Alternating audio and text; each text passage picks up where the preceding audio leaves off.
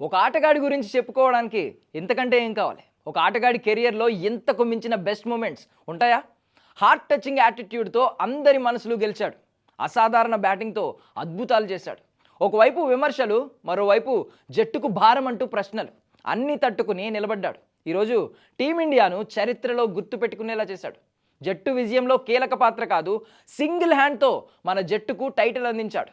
జట్టుకు అనుభవం ఎంత అవసరమో నిరూపించాడు. ఇంకోసారి జట్టు నుండి తప్పించే సాహసం ఎవ్వరూ చేయకుండా చేశాడు. ఓవరాల్గా దశాబ్ద కాలానికి సరిపోయే జ్ఞాపకాలను ఒక్క టోర్నీతో తీర్చుకుని తన కెరియర్ని చిరస్మరణీయం చేసుకున్నాడు. అతనెవరో కాదు, భారత జట్టుకు వరల్డ్ కప్ అందించి నిస్వార్థ హీరోగా మిగిలిపోయిన team India wicket keeper Sanju Samson.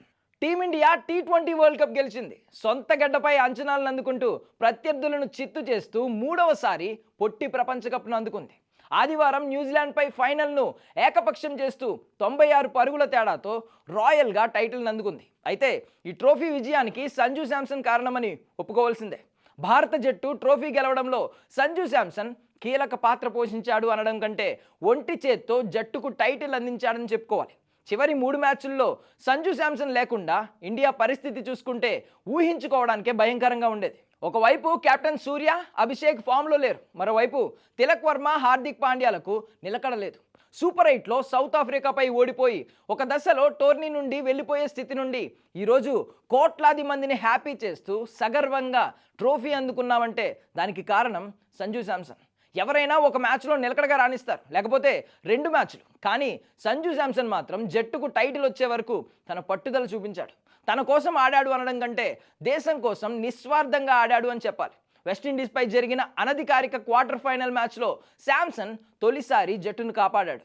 196 పరుగుల టార్గెట్ కళ్ళ ముందు ఉన్న శాంసన్ బెదరలేదు. జట్టు కొంచెం ఒత్తిడిలో కనిపించిన సంజు మాత్రం చాలా కూల్గా కనిపించాడు. పవర్ ప్లేలో రోహిత్లా అదిరిపోయే ఆరంభం ఇచ్చాడు. ఆ తర్వాత కోహ్లీలా యాంకర్ ఇన్నింగ్స్ ఆడాడు. చివర్లో తనదైన స్టైల్లో ఫినిష్ చేసి జట్టును సెమీస్కు చేర్చాడు. ఈ మ్యాచ్లో బౌలింగ్లో పూర్తిగా విఫలమైన మన జట్టు శాంసన్ బ్యాటింగ్తో ఊపిరి పీల్చుకుంది.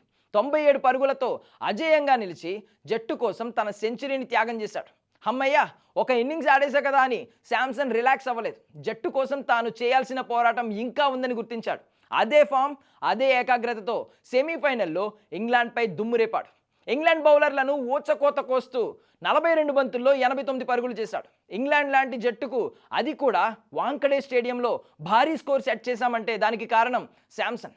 ఈ మ్యాచ్లో శాంసన్ ఇన్నింగ్స్ను పక్కన పెడితే ఇండియా 250 వరకు వెళ్ళేది కాదు అనే మాట ఖచ్చితంగా నిజం. తన సూపర్ ఇన్నింగ్స్తో వరుసగా రెండవసారి player of the match award అందుకుని